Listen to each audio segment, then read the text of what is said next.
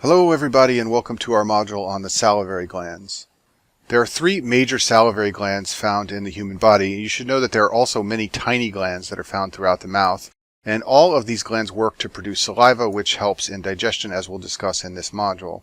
There are two salivary glands found below the mouth. The first one is called the submandibular gland. This is a picture of where the submandibular gland here is on this slide. You can see that it's just below the mandible, hence the name submandibular gland.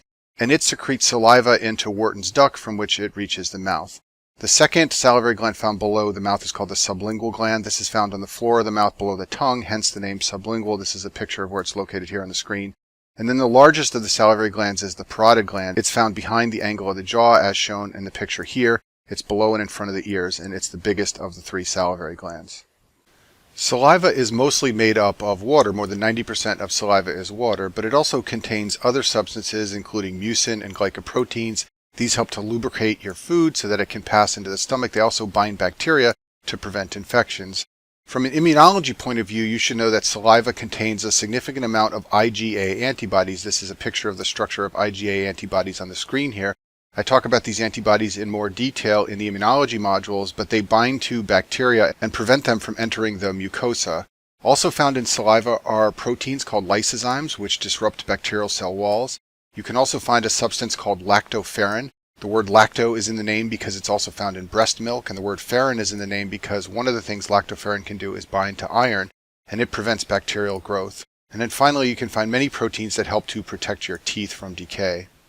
Saliva is an important component of innate immunity. The innate immune system is our immune system that can react sort of at a moment's notice, in contrast to the adaptive immune system of B and T cells, which takes several days to get going. And saliva is part of the innate immune system and therefore protects us against infectious agents. And one clinical tie-in of this has to do with Sjogren's disease. Patients who have Sjogren's disease have an autoimmune condition that results in the loss of tears in the eyes and saliva in the mouth. And when they lose saliva in the mouth, they get recurrent infections, and dental caries or cavities are a major problem for patients with Sjogren's disease.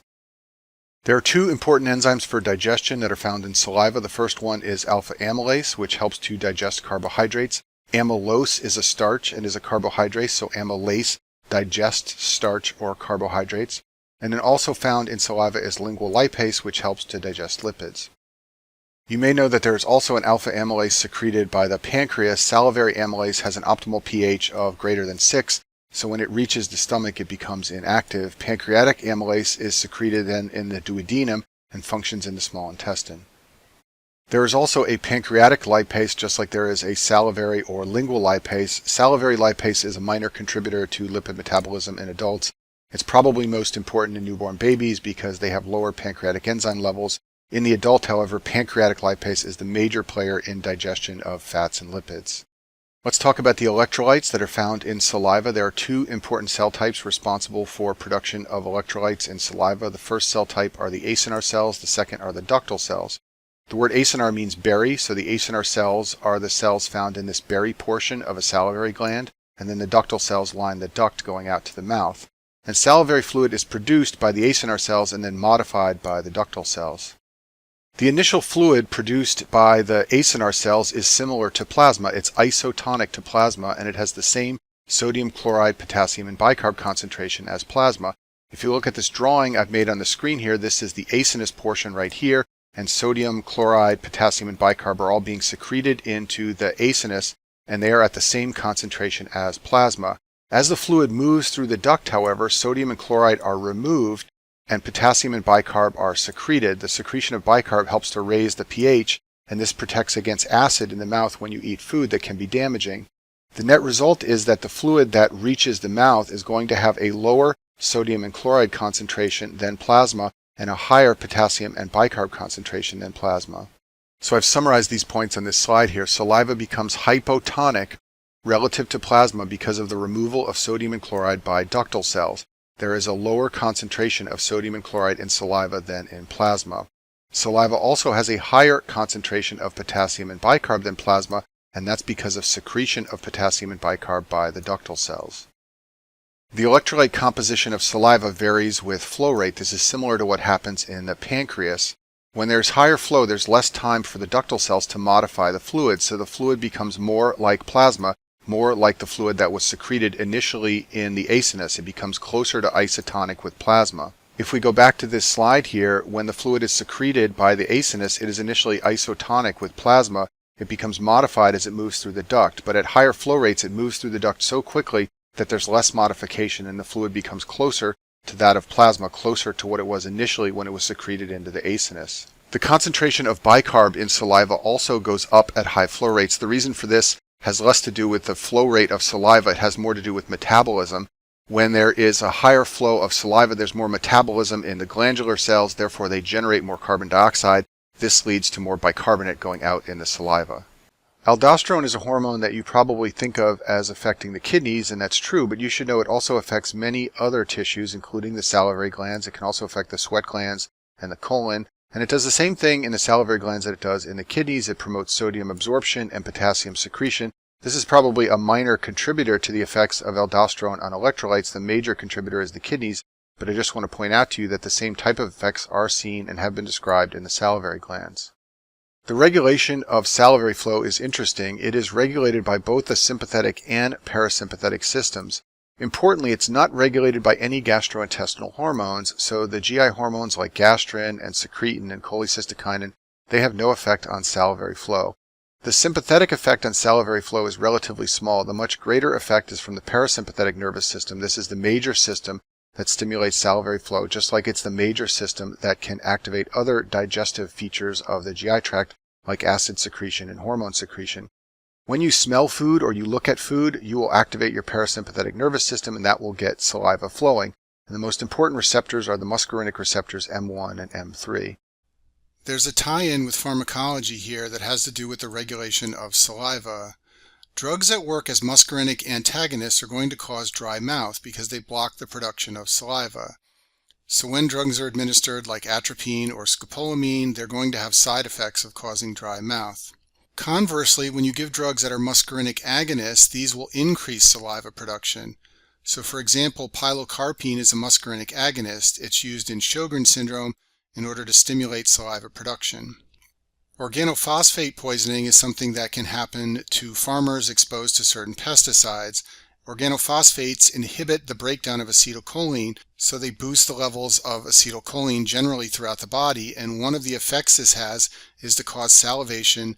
Drooling and salivation is a classic finding in patients with organophosphate poisoning. Now that we've talked about how the salivary glands work, let's talk about some pathology. And the first thing we'll discuss is sialolithiasis, which means a stone in the salivary duct. This is a picture of some stones removed from salivary ducts. They're usually made up of calcium, and you can think of them as similar to kidney stones. They precipitate out of the fluid and they obstruct the flow of saliva. The result is pain and swelling in one of the salivary glands. It's usually aggravated by eating. When you eat, you try to increase the flow through the salivary gland, and that can't occur because it's blocked by a stone, so the patient develops pain. It's most common in the submandibular glands, and risk factors are basically anything that decreases the amount of flow through the salivary gland. So if you are dehydrated or on diuretics, these people are more prone to develop salivary duct stones. If you are taking anticholinergic medications, which blunt the flow of saliva, that can also increase your risk. Usually they're treated with NSAIDs and hydration. Rarely they require surgery to remove a large stone. Sialidinitis is inflammation of a salivary gland, and this is usually due to bacterial infection on top of an obstructing stone. Most commonly this is secondary to Staph aureus, although these types of infections often also contain anaerobes. Usually they're treated with double coverage, something like nafacillin to cover the staph, and something like metronidazole or clindamycin to cover the anaerobes. Mumps is a clinical syndrome caused by the RNA mumps virus, and you almost never see this in the modern era because of vaccination. The MMR vaccine, which is a vaccine against measles, mumps, and rubella, is administered to all children in the United States, and as a result you rarely see cases of mumps. But you should know that a key feature of mumps is parotitis. This is often bilateral, and it's inflammation of the parotid glands, which presents as facial swelling. This is a picture of a child with mumps on the screen here. Our last topic for this module are the salivary tumors. These are rare tumors that usually present in the parotid gland, and for that reason they often present as facial swelling, just like that child with mumps we saw on the last slide. Most salivary tumors are benign, and this means that they are often mobile. They are benign, and therefore they don't grow into other tissues, and that creates a mobile mass in the face. In addition, they are usually painless, and that's because they are not invading the nerves surrounding the face, and therefore they're not causing any pain. When pain is present in a patient who has a salivary tumor, that usually indicates an invasive lesion. And in addition, some of the invasive types of salivary tumors can involve the facial nerve, which by way of review is the motor innervation to the face, and this can result in paralysis of part of the face. The most common type of salivary gland tumor is called a pleomorphic adenoma. It's also sometimes referred to as a benign mixed tumor, and as the name implies, it is usually benign. Rarely it can undergo malignant transformation, and when this occurs, it often causes pain and facial nerve dysfunction, as I talked about on the last slide. The most common location is in the parotid gland in the superficial lobe, which will present as a painless mobile mass at the angle of the jaw. The buzzwords you want to know for step 1 regarding this tumor are epithelial and stromal tissue cells. The reason it is called a mixed tumor or a pleomorphic tumor is because it contains a mixture of different cell types. One cell type is an epithelial cell type. These are glandular cells. If you look at this slide on the screen, on the left side of the screen you can see nuclei tightly packed together. Those are the glandular cells. On the right side of this picture there are nuclei that are further apart with lots of tissue between them. Those are stromal cells. They can produce cartilage and sometimes even bone.